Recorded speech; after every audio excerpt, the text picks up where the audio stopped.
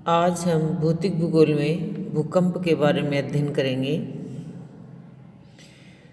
भूपटल पर परिवर्तन लाने वाली शक्तियों में भूकंप एक महत्वपूर्ण घटना है।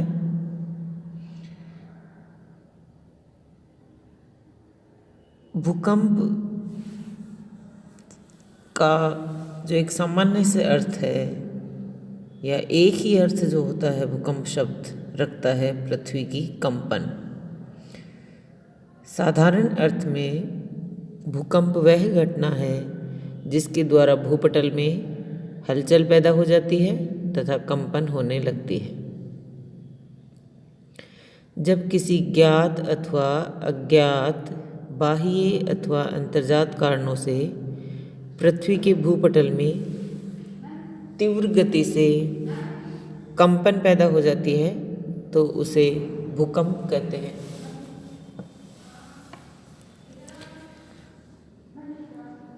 दूसरे शब्दों में भूकंप भूपटल की कंपन अथवा लहर है जो धरातल के नीचे अथवा ऊपर चट्टानों के लचीलेपन या गुरुत्वाकर्षण की समस्थिति में क्षणिक अव्यवस्था होने पर उत्पन्न होती है।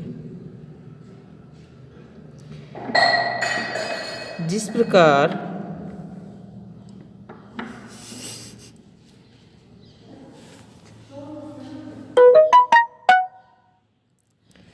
शांत जल में पत्थर का टुकड़ा फेंकने से गोलाकार लहरें केंद्र से चारों तरफ बाहर की ओर प्रवाहित होती हैं, उसी प्रकार जब कंपन उत्पन्न होती है तो उत्पत्ति केंद्र से लहरें निकलकर बाहर की तरफ फैलती हैं।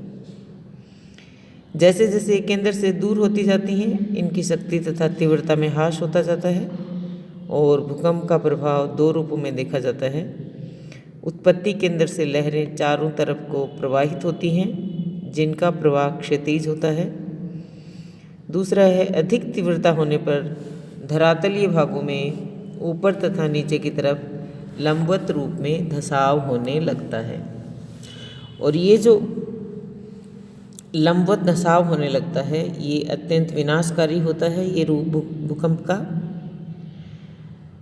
अब आता है भूकंप मूल और भूकंप केंद्र। ये सब बातें अपन ने पहले भी जब पृथ्वी की आंतरिक संरचना पढ़ रहे थे उस समय भी अपन ने अध्ययन किया था। भूकंप मूल मतलब भूकंप का सबसे पहले जहाँ पर आविर्भाव होता है उसे भूकंप मूल कहते हैं। जहाँ पर सबसे पहले लहरों का अनुभव होता है उसे भूकंप केंद्र कहते हैं, फोकस और एपिसेंटर। अब है भूकंप के कारण। वैसे तो भूकंप का मूल कारण पृथ्वी की संतुलन अवस्था में अव्यवस्था का होना है और विश्व के भूकंप क्षेत्रों पर अगर दृष्टि डालें तो स्पष्ट हो जाता है कि भूकंप कमजोर एवं अव्यवस्थित भूपटल के सहारे पाए जाते हैं। अब तक ये माना जाता रहा है कि संतुलित तथा प्राचीन स्थिर भागों में भूकंप नहीं आते, लेकिन कोयना भूकंप 11 दिसंबर 1967 में कोयना भूकंप और 30 सितंबर 1993 के लातूर भूकंप ने इस जो अपना एक विचारधारा थी उस पे चोट पहुंचाई है, या आप कह सकते हो कि यहाँ पर भूकंप आना क्या दर्शाता है। यदि दक्षिण का पठारी भाग स्थिर भूखंड है तो यहाँ पर ऐसे विनाशकारी भूकंप का आविर्भाव कैसे संभव हुआ। इसको देखते हुए भूकंप के कारणों का विश्लेषण करना होगा और विभिन्न भूकंप क्षेत्रों के अध्ययन के आधार पर भूकंप के जो अभी अपन डिस्कस करेंगे अलग अलग कारण बताए जा सकते हैं। भूकंप का एकमात्र कारण धरातल पर संतुलन में अव्यवस्था का उत्पन्न होना ही है। इस अवस्था को उत्पन्न करके भूकंप को मतलब भूकंप आता है, उसके लिए जो कारक उत्तरदायी हैं उसमें है ज्वालामुखी क्रिया, भूपटल भ्रंश एंड फॉल्टिंग और भू संतुलन में अव्यवस्था, फिर है जलीय भार, फिर है भूपटल में सिकुड़न, फिर है गैसों का फैलाव और प्लेट टेक्टोनिक सिद्धांत। ज्वालामुखी क्रिया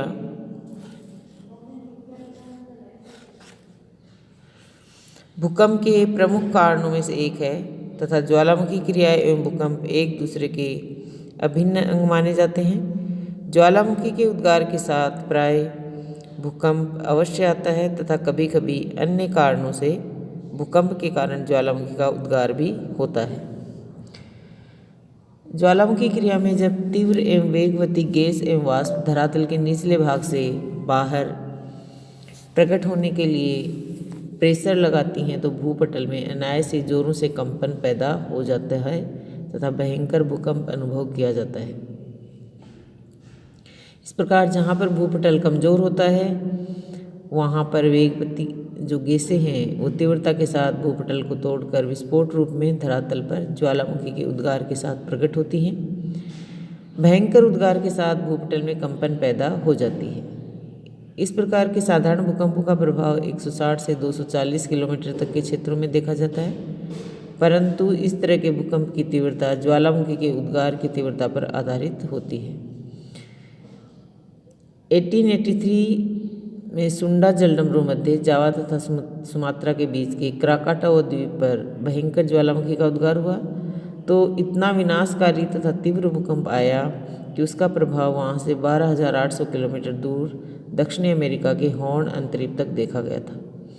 इस कंपन द्वारा सागर में भयंकर भूकंपीय लहरों का आविर्भाव हुआ, सुनामी, जिनकी ऊंचाई सागर तल से 120 फीट थी तथा इनके प्रभाव से सुमात्रा तथा जावा के तटवर्ती भागों में 36,000 व्यक्तियों की मौत हुई। 16 जनवरी 1968 सिसिली द्वीप के माउंट एटना ज्वालामुखी का पुनः अचानक भयंकर उद्गार प्रारंभ हो गया और इससे सिसिली द्वीप पर भयंकर भूकंप आया और अपार जनधन की हानि हुई। फिर है भूपटल भ्रंश। धरातलीय भागों पर भूगर्भिक हलचलों का पर्याप्त असर होता है और भूगर्भिक हलचल द्वारा भूपटल भ्रंश तथा वलन होता रहता है। इन परिवर्तनों के प्रमुख कारण खिंचाव तथा संपीड़न की शक्तियाँ हैं। इनके द्वारा भूपटल पर अनेक प्रकार के परिवर्तन देखे जाते हैं। जब चट्टानों में खिंचाव की शक्तियाँ कार्य करती हैं तो भूपटल में दरार का निर्माण होता है। खिंचाव की क्रिया में शक्तियाँ दो विपरीत दिशाओं में कार्य करती हैं, जिस कारण सामान्य दरार तथा व्युत्क्रम दरार की रचना होती है। इन्हीं कारणों से जब कोई स्थल भाग नीचे की ओर खिसक जाता है तो रिफ्ट घाटी का निर्माण होता है। दूसरी तरफ अगर बीच का भाग ऊपर उठ जाता है तो हॉर्स्ट पर्वत की रचना होती है। दरार द्वारा निर्मित पर्वतों को ब्लॉक पर्वत कहा जाता है।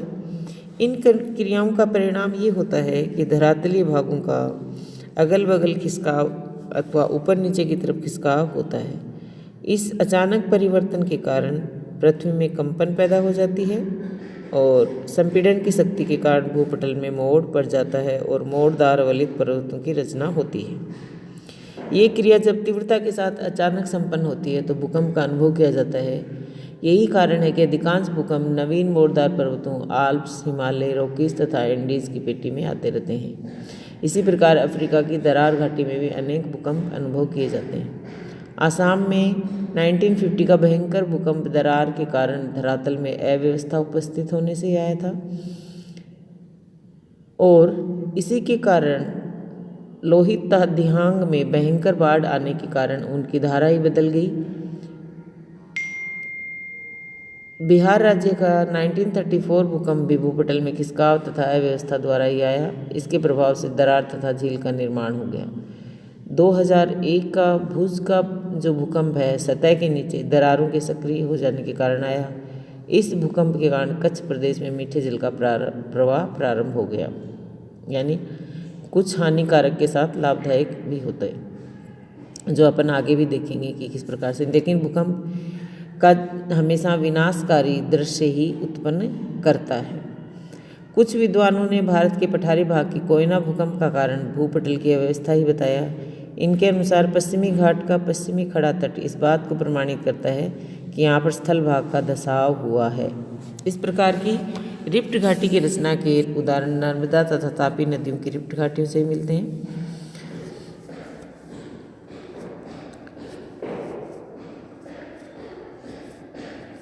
प्रत्यास्थ पुनस्चलन सिद्धांत भूपटल भ्रंश पर ही आधारित है। वैज्ञानिक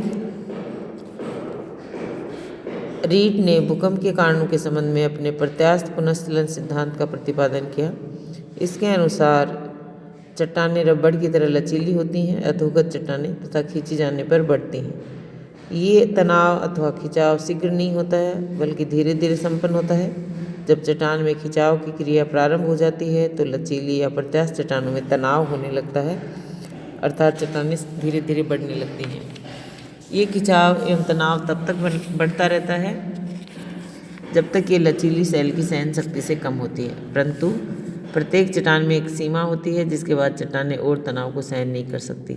सहन शक्ति से अधिक खिंचाव होने पर चट्टान रबड़ की तरह टूट जाती है, और जिस प्रकार रबड़ का टुकड़ा खींचने पर टूट जाता है और बहुत ही तीव्रता से अपने स्थान पर आने लगता है, उसी प्रकार से विखंडित चट्टान भी अपना स्थान ग्रहण करना चाहती है। इस प्रकार चट्टानों के अचानक टूटने तथा विखंडित भाग द्वारा शीघ्रता से अपना स्थान को ग्रहण करने की प्रवृत्ति से पृथ्वी में जोरों से कंपन हो जाती है और भूकंप का अनुभव किया जाता है। ये रीड का ये प्रत्यास्थ पुनस्चलन सिद्धांत अधिक विश्वसनीय माना जाता है। अधिकांश भ्रंशमूलक भूकंप इसी प्रकार की प्रक्रिया द्वारा घटित होते हैं। कैलिफोर्निया का जो भूकंप है वो उसका प्रमुख कारण एक विशाल दरार का निर्माण ही था, और कैलिफोर्निया का द्वितीय भयंकर भूकंप दरार के कारण ही आया। इसका प्रमुख कारण दरार रेखा के सारे विशाल भूखंड का उत्तर पूर्व की तरफ 3 फीट से लेकर 20 फीट तक खिसकाव ही था। जापान की संगामी खाड़ी का 1923 का भयंकर भूकंप दरार के निर्माण के कारण घटित हुआ। प्रायद्वीपीय भारत में दक्कन ट्रेप के नीचे भ्रंशन के कारण भूकंपीय घटनाओं की आवृत्ति में वृद्धि हुई है। इस संकल्पना का प्रतिपादन नेशनल जियोफिजिकल रिसर्च इंस्टीट्यूट के 2 वैज्ञानिक एन कृष्ण ब्रह्मन तथा जनार्दन जी नियोगी ने किया। इनके अनुसार भत्सा बांध तथा कोयना बांध के पास भूकंप की घटनाएं भ्रंश घाटी या कमजोर स्थलीय क्षेत्र के कारण हुई हैं तथा हो रही हैं। ये था प्रत्यास्थ पुनस्चलन सिद्धांत और साथ ही आपका भूपटल भ्रंश किस प्रकार से भूकंप का कारक होता है।